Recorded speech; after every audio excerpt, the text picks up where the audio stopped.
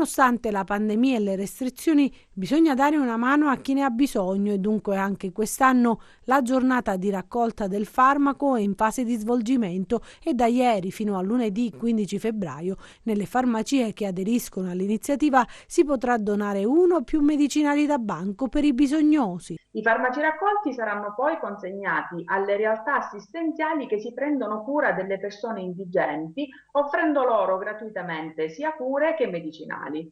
A Cosenza quest'anno hanno aderito ben 43 farmacie e i farmaci raccolti sosterranno 33 realtà presenti sempre nel nostro territorio. Nonostante l'ottimo risultato dello scorso anno, purtroppo non siamo riusciti a soddisfare tutto il bisogno richiesto, bisogno che quest'anno è fortemente aumentato, causa anche la pandemia.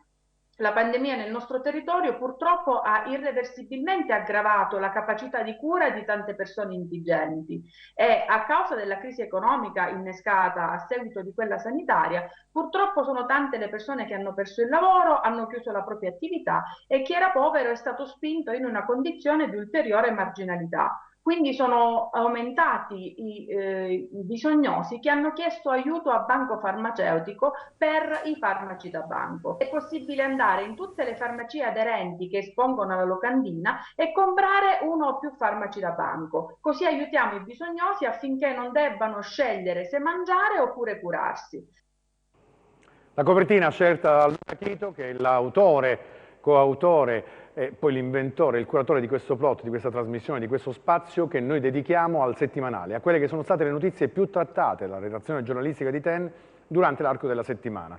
Quindi ben trovati, grazie ancora una volta per averci scelto. E partiamo da qui con questo messaggio che vuole essere anche nella settimana dell'amore, quindi quella della festa degli innamorati, un atto d'amore verso gli altri, verso chi ne ha bisogno, verso chi non può nemmeno in questo momento garantirsi un medicinale. E quindi se si può, fatelo, donate, perché questo è veramente qualcosa che può essere importante. Torniamo a Seven e torniamo alla situazione in Italia.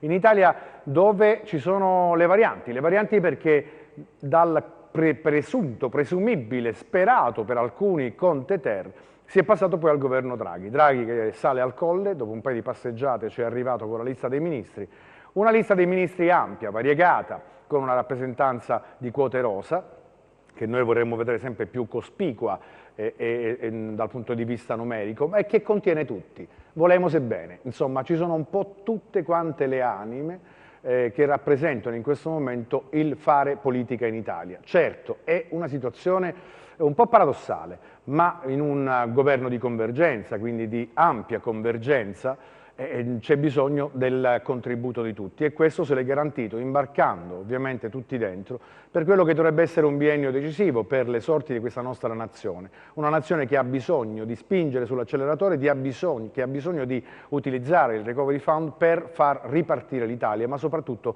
per colmare il gap con quelle che sono le diverse velocità di questa nostra nazione, soprattutto per noi che apparteniamo all'area del meridione, del sud, che continua ad arrancare tra mille difficoltà. Vedremo quello che succederà. Intanto le prime avvisaglie di un scarso comunicatore, non è molto avvezzo né ad interviste né a tantomeno a apparire sui social. Draghi ha parlato ovviamente della scuola che dovrà essere prolungata, dell'intervento immediato sul coronavirus e ha dato delle conferme, in alcuni casi sulla cultura in Italia, dando una sterzata per quello che riguarda sia il mondo dell'università che il mondo della scuola e della sanità, soprattutto mettendo delle persone in questi ministeri importanti che per l'appunto arrivano dalla materia propria. In Calabria invece si profila quello che può essere l'inizio di un non scontro tra le forze avversarie in vista di quelle che presumibilmente saranno le elezioni del prossimo aprile, 11 aprile,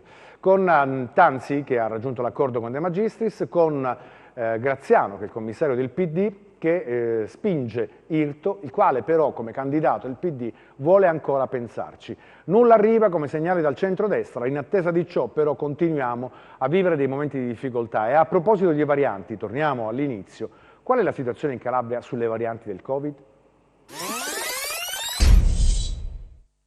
Massima attenzione sui primi casi di variante inglese isolati nel Cosentino, 3 in totale, tra cui 2 ospiti del CAS di Longobardi. Secondo quanto si è appreso, il contagio sarebbe partito da un giovane immigrante che ha lasciato il paese della costa tirrenica cosentina per la Germania. Arrivato a destinazione è risultato positivo alla variante inglese, che si trasmette più velocemente rispetto a quelle conosciute. Immediatamente è stata allertata la task force dell'ASP di Cosenza. I sanitari hanno provveduto ad eseguire i tamponi rinofaringei, accertando che i 2 compagni di stanza del ragazzo sono positivi alla variante inglese. I 2 e tutti gli ospiti della struttura sono stati posti in isolamento. Il terzo caso riguarda invece una giovane di Cosenza che ha viaggiato in aereo vicino ad una donna che rientrava dall'Inghilterra. Intanto proseguono su tutto il territorio regionale le vaccinazioni anti-Covid, crescono le somministrazioni in Calabria, ma la nostra regione rimane in coda alla classifica nazionale.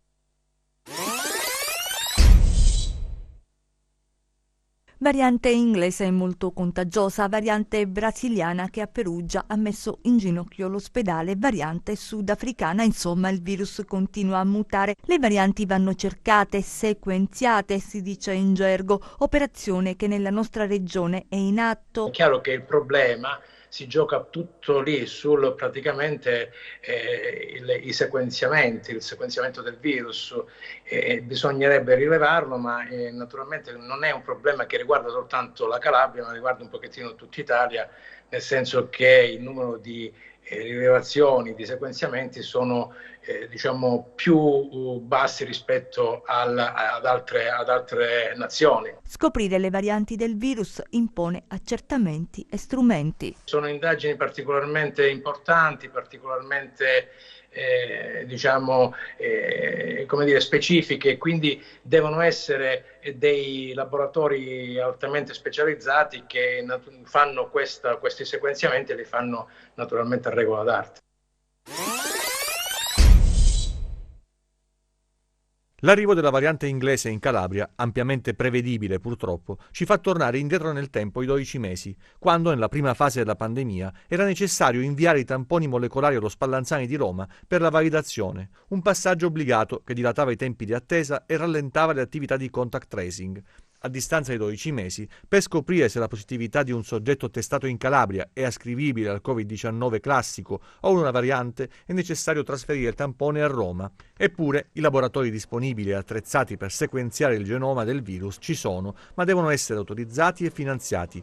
La Regione ha individuato il laboratorio di microbiologia dell'ospedale pugliese di Catanzaro. Serviranno però 10 o 15 giorni perché diventi operativo. Si propone di contribuire al controllo epidemiologico molecolare del virus anche l'unità di genetica medica del GOM. Le strumentazioni sono già disponibili per effettuare alcune sequenze. Per ampliare il raggio di azione servirebbe una implementazione delle dotazioni robotiche. In teoria anche l'Unical sarebbe in grado di entrare in gioco in questa attività indispensabile per tenere sotto controllo l'evoluzione di un virus che tenta di sfuggire alle armi messe in campo dalla ricerca e rischia di vincere la sfida contro un esercito lento e disorganizzato. Un esercito lento e disorganizzato. Questo riguarda tutta la nazione, poi è chiaro che alle nostre latitudini il problema viene ancora più amplificato perché i tempi si dilatano, mentre la malattia progredisce, si trasforma, varia, noi ancora abbiamo delle difficoltà per mettere in moto quelli che poi sono le armi indispensabili per sconfiggere il virus, ma per sconfiggere il virus sappiamo che ci sono le vaccinazioni, siamo ancora a rilento, l'abbiamo sentito, ma vediamo come va con un primo blocco di servizi che riguarda quello che dovrebbe essere gli over 80. A che punto stiamo? Intanto si è deciso che saranno 6 le categorie che verranno vaccinate prioritariamente nella seconda fase. La prima sarà quella dei soggetti estremamente vulnerabili per particolari patologie, indipendentemente dall'età. Si tratta di soggetti con malattie respiratorie, cardiocircolatorie, condizioni neurologiche, disabilità, diabete ed endocrinopatie severe, fibrosi cistica, patologia renale, malattie autoimmuni, malattie epatiche e cerebrovascolari, patologia oncologica, sindrome di Down, trapianto di organo solido e grave obesità. Seguiranno le persone tra i 75 e i 79 anni, tra i 70 e i 74 anni persone con particolare rischio clinico, dai 16 ai 69 anni, persone tra i 55 e i 69 anni senza condizioni che aumentano il rischio clinico, persone tra i 18 e i 54 anni senza aumentato rischio clinico. Alle prime 5 categorie andranno i vaccini a mRNA, alla sesta invece quello AstraZeneca.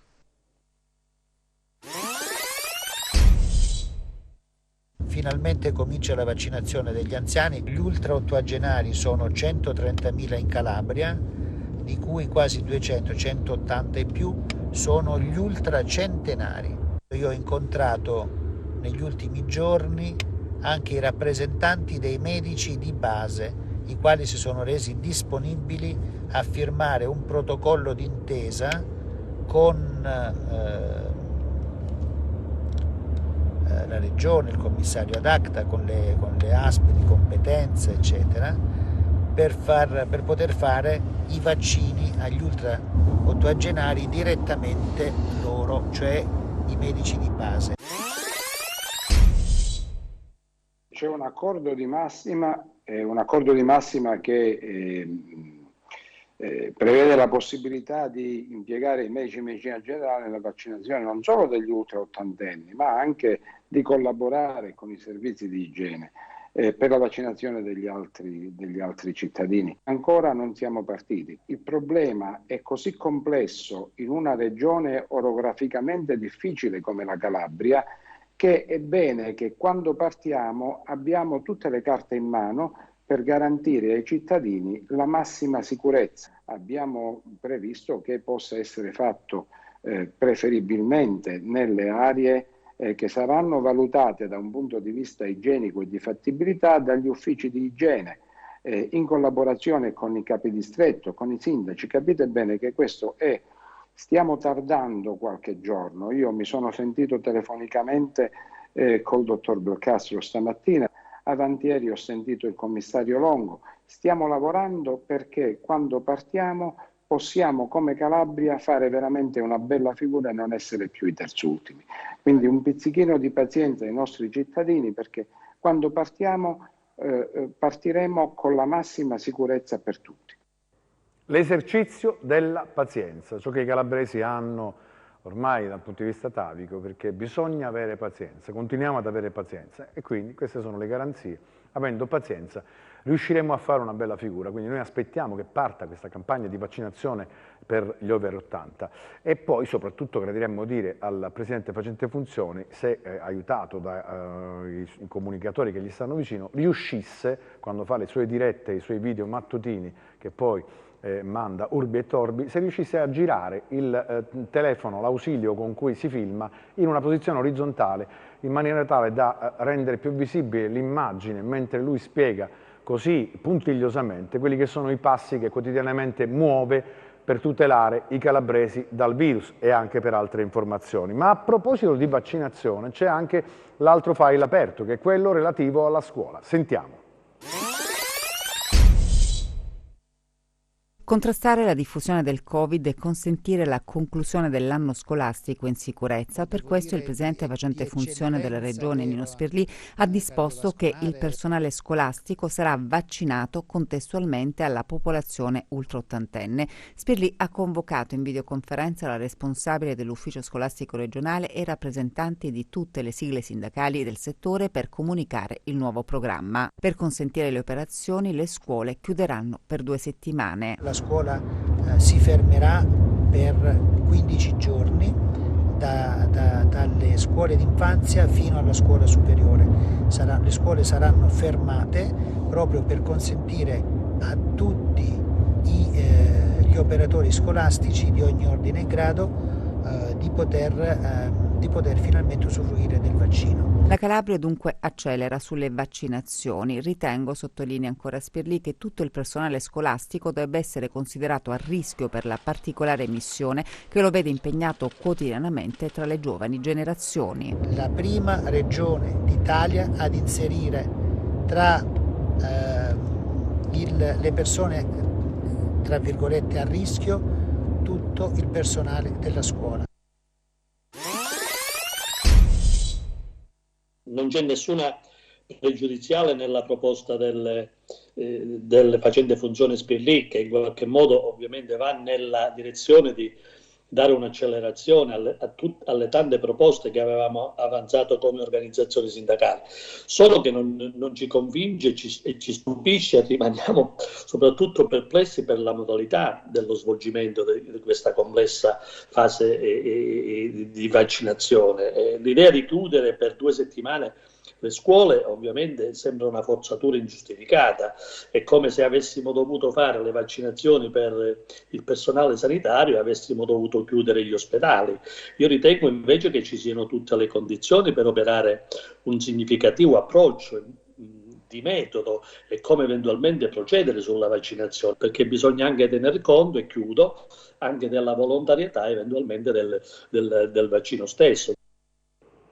E quindi c'è questa apertura nei confronti del mondo scuola e il vanto che il facente funzioni dichiara, cioè, saremo i primi a provvedere a vaccinare il personale della scuola. Intanto c'è già una prima notizia che negli scorsi giorni sono già partiti, per esempio a Rosarno, le somministrazioni, l'inoculazione del vaccino ad alcune decine di personale di 2 istituti, in particolare il Severi, se non ricordo male, che dovrebbe essere di Gioia Tauro, ma anche di Rosarno, e quindi sono già di fatto partite, senza ovviamente la chiusura, ma capiremo quello che accadrà e abbiamo sentito anche le valutazioni che arrivano da Assalone. Per quello che riguarda il Covid più in generale e per quello che doveva essere la pianificazione dei posti di terapia intensiva e subintensiva, c'è un intervento da parte di Aieta, quindi la politica in opposizione, dice che tutto quello che doveva essere fatto è rimasto solo su carta. I posti di terapia intensiva sono rimasti sulla carta nonostante la pandemia, le buone intenzioni dell'ASP di Cosenza. I dati, denuncia Giuseppe Aieta, restituiscono una realtà desolante. L'ASP di Cosenza avrebbero dovuto attivare 18 posti letto di terapia intensiva e 26 di semi-intensiva. 8 a Castrovillari, 6 a Rossano, 4 a Paola di terapia intensiva, 8 a Castrovillari, 8 a Cetraro e 10 a Rossano di terapia semi-intensiva. Quindi per un totale di 34 posti letto. Sa quanti posti letto sono stati creati? 0 più 0 uguale a 0. Una chiara omissione, dice il consigliere regionale che ha presentato un esposto querela alla Procura della Repubblica. Intanto si è insediato il nuovo commissario per la sanità in Calabria, Guido Longo, ma al momento nulla cambia. Mi pare che il commissario Longo non solo non risponde alle richieste che facciamo, ma non dà segnali neanche nella nomina della task force, che è il decreto gli consente di nominare di 25 unità. Non ci sono neanche timidi segnali, all'ufficio del commissario, non ci sono timidi segnali neanche all'ASP di Cosenza, anche se devo dire il commissario La Regina si è insediato da poco. Insomma, io voglio capire, questi posti letto, che cosa li abbiamo programmati a fare? Si sono, sperticati a creare posti Covid che dovevano essere posti per ammalati Covid leggeri e hanno ricoverato in quei reparti pazienti con criticità severe, in una confusione totale, e dei posti letto che davvero servivano ad evitare la morte delle persone, neanche uno, cioè 0. Questo è il dato di fatto. Bla bla bla è il gioco a rimpiattino. Eccoci qui, siamo al punto di partenza.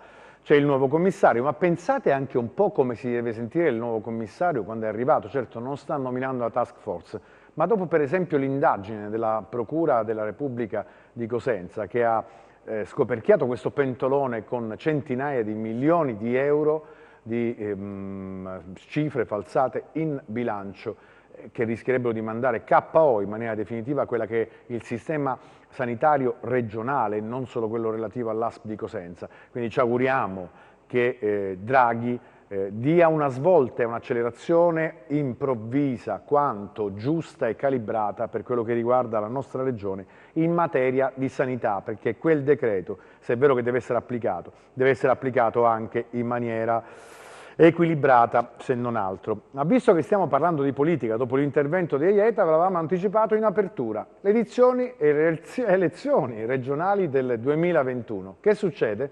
Ecco il servizio. Si comincia e il merito va ascritto a Carlo Tanzi, il primo ad agitare le acque della politica, il primo a dire io ci sono, ora tocca agli altri, ai partiti, alle coalizioni, ai singoli e alle loro ambizioni. Sullo sfondo c'è la competizione che, pandemia permettendo, misurerà le forze in campo l'11 aprile. Detto questo, occorre aggiungere che il tempo stringe e che le decisioni vanno assunte, quindi confronti, incontri, riunioni.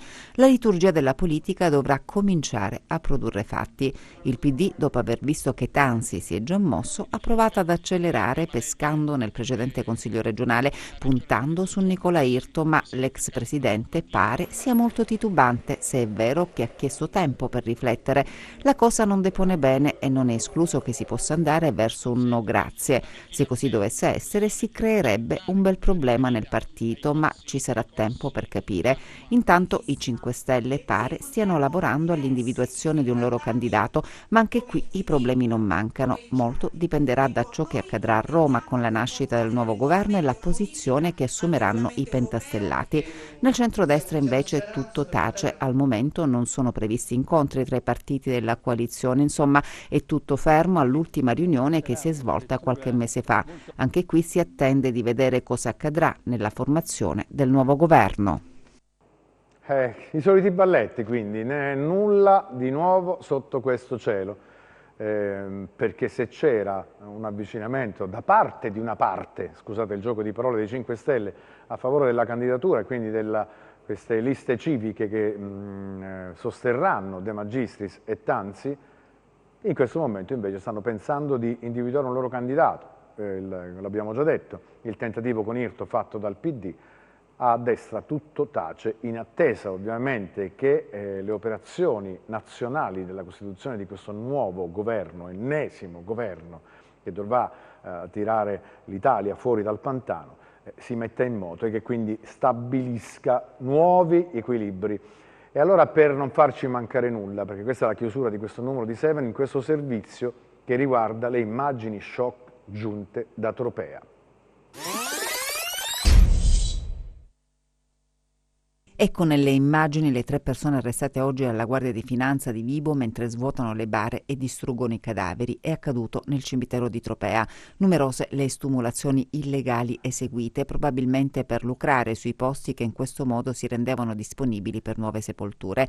In manette sono finiti Francesco Trecate, 62 anni, dipendente comunale, il figlio Salvatore, di 38 anni, già noti alle forze dell'ordine, e Roberto Cintartese, 53 anni, incensurato. I 3, uno dei quali percepiva il reddito di cittadinanza ed un altro l'indennità di disoccupazione, hanno proceduto ad estrarre i cadaveri di persone decedute da molti anni, a volte non ancora decomposti, distruggendoli e smaltendo poi i resti, incenerendoli. Le indagini sono state coordinate dalla Procura di Vibo. Un reato veramente portato a consumazione con condotte raccapriccianti, con offesa alla pietà dei defunti, con distruzione di cadavere, di incendio dei resti, anche se pensiamo che i cadaveri che venivano estumulati venissero distrutti e poi collocati in dei sacchi e smaltiti, non sappiamo ancora bene in che modo, mentre i resti delle casse e degli indumenti venivano incendiati là direttamente sul posto. Definirli animali sarebbe un complimento, perché ritengo che gli animali, finanche le iene, abbiano degli atteggiamenti di molto superiori, di gran lunga superiori a quello che questi 3 uomini, chissà con la collaborazione di qui, e ci auguriamo che venga disvelato quanto prima il resto di questa indagine che rimane ancora aperta, possono restituire, se non altro, dignità ad una terra importante di Calabria come Tropea, che è finita su tutti quanti i media internazionali con queste immagini davvero raccapriccianti. Un'altra storia triste di Calabria abbiamo dovuto raccontarvela perché era nostro dovere. Come al solito l'informazione la fa da padrone, questo è il 10 del digitale terrestre, si chiama TEN il nostro canale, Tele Europa Network, per cui vi invitiamo a restare qui tra telegiornali, approfondimenti e trasmissioni di settore dedicate agli argomenti più vari e disparati, dalla politica alla sanità, all'attualità, alla cultura. Ve ne raccontiamo di tutti i colori, tutti i giorni. Noi ci vediamo la prossima settimana.